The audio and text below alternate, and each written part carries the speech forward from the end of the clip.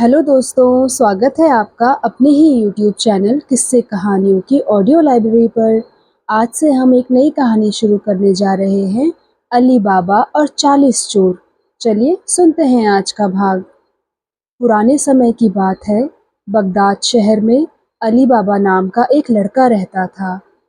अली बाबा का पूरा नाम अली बिन हारून था। उसके पिता का नाम हारून बिन आमीन था, जो बगदाद के एक शहर खुरासान के अमीर थे। उसके पिता अली बिन हारून को प्यार से अली बाबा कहकर पुकारते थे। बचपन से ही अली बाबा काफी होशियार और प्रतिभावान था। वह काफी बुद्धिमानी की बातें किया करता था। बचपन से ही वह प्रकृति का प्रेमी था। शायद यही वजह थी कि जिस उम्र में बच्चे आपस में खेलकूद करके अपना समय गुजारते हैं, उस उम्र में अली बाबा जंगलों, पहाड़ों तथा झरनों की तरफ निकल जाया करता था। वहाँ घंटों-घंटों घूमते हुए वह हर चीज़ को बड़े ध्यान से देखा करता था। उसके पिता भी खुद एक प्रकृति प्रेमी इंसान थे। हर रोज़ वह सुबह सवेरे ही जंगल की सैर के लिए निकल जाया करते थे। उस समय अली बाबा भी उनके साथ होता था और उनसे तरह-तरह के प्रश्न पूछता था। इधर-उधर जंगलों में घूमते हुए अली बाबा अपने पिता से जंगली जानवरों और पेड़-पौधों के बारे में जानकारी हासिल करता था। कुछ ही दिनों में उसे अपने पिता से जंगल के बारे में काफ़ी जानकारी प्राप्त हो गई थी। जिस वक़्त अली बाबा जंगल की सैर के लिए निकलता था, तब उसके साथ तीर कमान भी होते थे, जिनसे वह छोटे-छोटे जंगली जानवरों का शिकार भी करता था। इस तरह उसका निशाना भी काफ़ी अच्छा होता चला गया।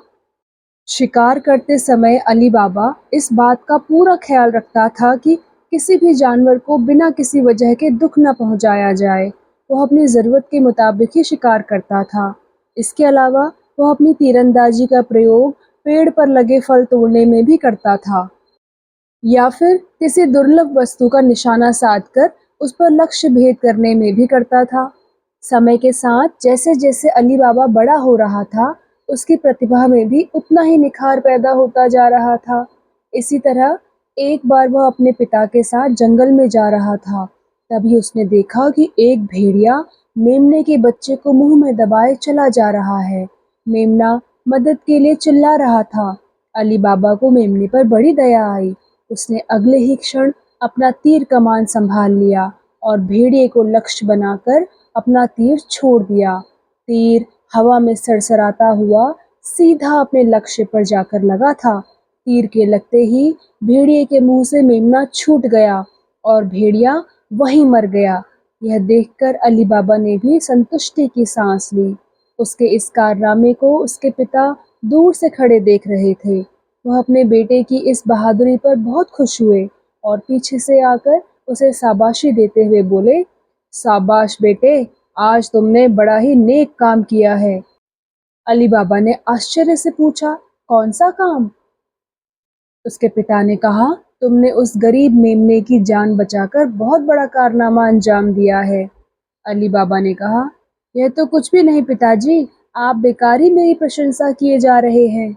उसके पिता ने उसे नसीहत दी, कहा, बेटे, मैं चाहता हूँ कि तुम हमेशा गरीबों के प्रति अपने मन में ऐसे ही दया भाव रखना और उनकी सहायता भी करना। अली बाबा ने अपने पिता की इस नसीहत को पल्ले से बांध लिया था। फिर उस दिन से वह हमेशा गरीबों की मदद के लिए तैयार रहता था। बचपन में उसके पिता जो धन उसे खुद के खर्च के लिए देते थे, वह उसे भी गरीबों में बांट देता था। अली बाबा एक रहमदिल और दरियादिल इंसान था।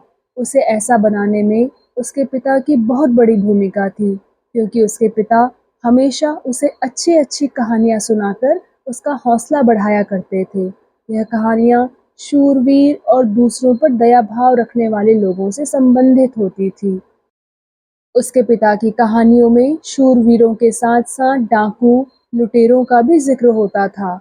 उन कहानियों में डाकू, लुटेरे हमेशा गरीब लोगों और असहाय व्यक्तियों का शोषण करने वालों को ही लूटते थे और गाँव की गरीब और असहाय जनता के वो हितैषी होते थे। इस प्रकार की कहानियों को सुनकर अली बाबा बहुत खुश होता था। उन कहानियों को सुनकर उसका जोश बढ़ जाता था और मन में गरीबों के प्रति दया भावना उत्पन्न होने लगती थी। उसके मन में रह रहकर एक ही इच्छा जागृत होने लग जाती थी कि वह कुछ ऐसा काम करके दिखाए जिससे गरीब लोगों का भला हो और उनके दुख दूर हो जाएं। अली बाबा के पिता वैसे भी उस नगर के अमीर थे। उनके पास धन दौलत की कमी नहीं थी। अपने पिता की दौलत से अली बाबा गरीबों की बड़ी सहायता करता था। सभी लोग उससे बेहद खुश रहते थे। उसी शहर में अली बाबा के एक चाचा भी रहते थे, लेकिन बदकिस्मती से उनके हालात इतने अच्छे नहीं थे जितने कि अली बाबा के पिता के थे। उनका गुजारा बस जैसे तैसे चल जाया करता था। उसके चाचा का नाम रहीम खां था। उनके भी एक पुत्र था जिसका नाम था कासिम। कासिम लगभग अली बाबा की ही उम्र का था। उसकी और कासिम की उम्र में 1 साल का ही अंतर था। दोनों में कासिम 1 वर्ष बड़ा था। कासिम जहाँ उम्र और अपनी कद काठी में अली बाबा से आगे था, वहीं उसके अंदर हिम्मत, हौसले और दानी स्वभाव की बेहद कमी थी। वह इन बातों में अली बाबा से बहुत पीछे था। अली बाबा कासिम से छोटा होने के बावजूद भी उसे तीरंदाजी और तलवारबाजी में हरा दिया करता था। इसी वजह से कासिम अली बाबा के साथ जंगल जाने से कतराता था। वह अक्सर उसके पूछने पर वहां जाने के लिए इनकार कर देता था, जबकि अली बाबा की हम उम्र उस जंगल की देखभाल पर नियुक्त सरदार खां की लड़की अक्सर जंगल की सैर को निकल जाया करती थी। सरदार खां की उस बेटी का नाम मर्जीना था। वह देखने में बहुत सुंदर थी, साथ ही बहुत चालाक भी थी, और साहस तो जैसे उसमें कूट कूट कर भरा हुआ था। मर्जीना छोटी सी उम्र से ही किसी से नहीं डरती थी।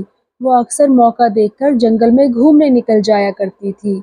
उसे वहाँ हरे भरे पेड़ पौधों, ऊंचे ऊंचे पहाड़ों की ओर से आती पेड़ों को चीरती हुई रोशनी, जो कहीं धूप और कहीं छांव के रूप में होती थी, बहुत अच्छी लगती थी। सरदार खां के कंधों पर जिस जंगल के देखभाल की जिम्मेदारी थी, वह सुल्तान शम्स तबरेज की शिकारगाह थी।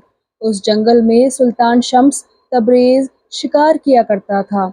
वह अपने अन्य सरदारों के साथ उस जंगल में अपने शिकार के शौक को अंजाम दिया करता था। सुल्तान के सिपाहियों से बेपरवाह होकर मर्जीना को उस जंगल में चहचहाते पक्षियों की आवाज़ों को सुनना और जंगल में दौड़ते भागते हिरणों के झुंड को देखना बहुत पसंद था। वह घंटों तक जंगलों में इधर-उधर घूमती रहती थी। एक बार वह जंगल में घूमती हुई दूर निकल गई। तब अनायास ही उसने अपनी उम्र के एक लड़के को देखा, जो हाथ में तीर कमान लिए पेड़ पर किसी छोटी सी चीज को निशाना बनाकर अभ्यास कर रहा था। मर्जीना को वह लड़का बहुत अच्छा लगा। उसने लड़के को तीर कमान का अभ्यास करते देखा और साथ ही यह भी देखा कि वह जिसको अपना लक्ष्य बनाकर तीर छोड़ता है, उसका तीर सीधा उसके लक्ष्य को भेद देता है। वह धीरे धीरे उस लड़के की ओर बढ़ी। जैसे ही किसी के कदमों की आहट उस लड़के के कानों में पड़ी, वह चौंक कर पलटा तो उसने देखा कि एक लड़की उसकी ओर ही बढ़ी चली आ रही है। लड़की को देखने के बाद उस लड़के ने लड़की के पीछे की ओर देखा। वह यह देखना चाहता था कि उस लड़की के पीछे कौन है, किंतु लड़की के पीछे कोई नहीं था। वह अकेली ही उसकी ओर चली आ रही थी। उसको अकेली देखकर लड़के को बहुत आश्चर्य हुआ। वह ये सोचने लगा कि इतने बड़े जंगल में वह अकेली लड़की क्या कर रही है। मर्जीना धीरे धीरे कदम बढ़ाती हुई उस लड़के के पास पहुंची और उसको संबोधित करके बोली, सुनो, मेरा नाम मर्जीना है, और तुम कौन हो? अली बाबा ने उत्तर दिया, अली, अली बिन हारून। मुझे लोग अली बाबा भी कहते हैं।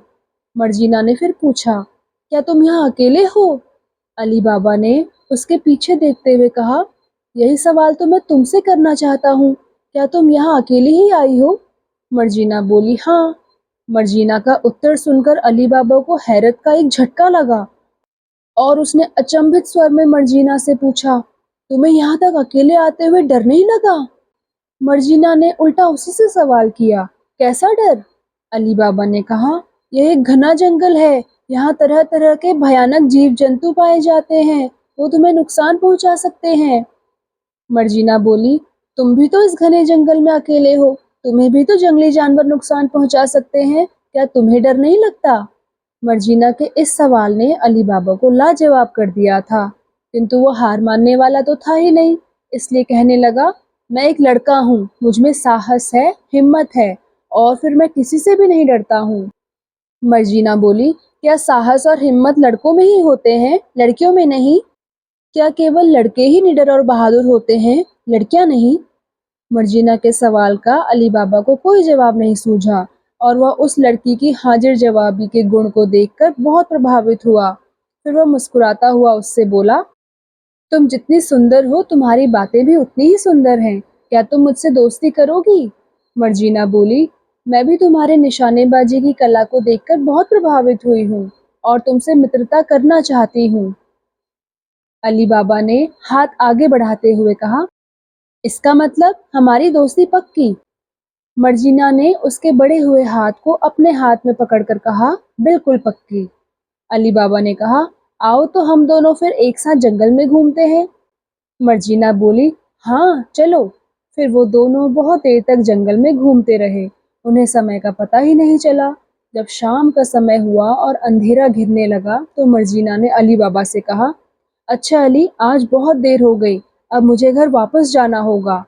अली बाबा ने पूछा, क्या तुम रोजाना मेरे साथ इसी तरह जंगल में घूमने यहाँ आया करोगी? मर्जीना खुशी से बोली, हाँ क्यों नहीं, तुम्हारे साथ घूमने में तो आज बड़ा मजा आया।